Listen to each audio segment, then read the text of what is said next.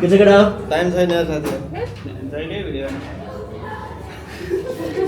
सबैले भन्छन् college life best life हुन्छ। बगिरहेको खोला केही वर्षपछि फर्किन्छ, तर समय र कलेज लाइफमा बिताएका ती पलहरू आफ्नो साथीभाइहरूसँग कहिले पनि फर्केर आउँदैन।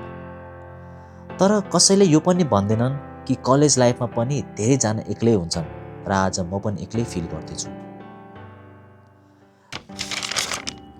म दुखी हुन खोजेको होइन है, तर कहिलेकाहीँ यो कलेज लाइफमा एक्लोपन पनि फिल हुन्छ। कहिलेकाहीँ साथीभाइहरू हुँदैनन्, रमाइलो हुँदैन, जसको कारणले गर्दा एक्लोपन फिल हुन्छ।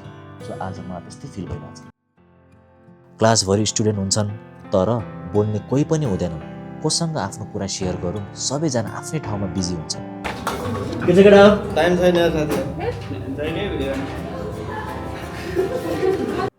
साथीहरू मसँग राम्ररी बोल्नै खोज्दैनन्। कहिलेकाहीँ सोध्छु म नै गलत हो कि मैले त्यस्तो नराम्रो काम गरेँ कि जसको कारणले गर्दा तिनीहरू मदेखि रिसाइरहेको छ। बोल्नै खोज्दैनन्। कलेज लाइफमा यस्तै हुने रहेछ है। ब्रेक भइसकेपछि सबैजना आफ्नो ग्रुपमा बस्छन्, चिया खान्छन्, गफ गर्छन्, तर म भने एक्लै बसेर मनभित्र खाली जस्तो लाग्छ।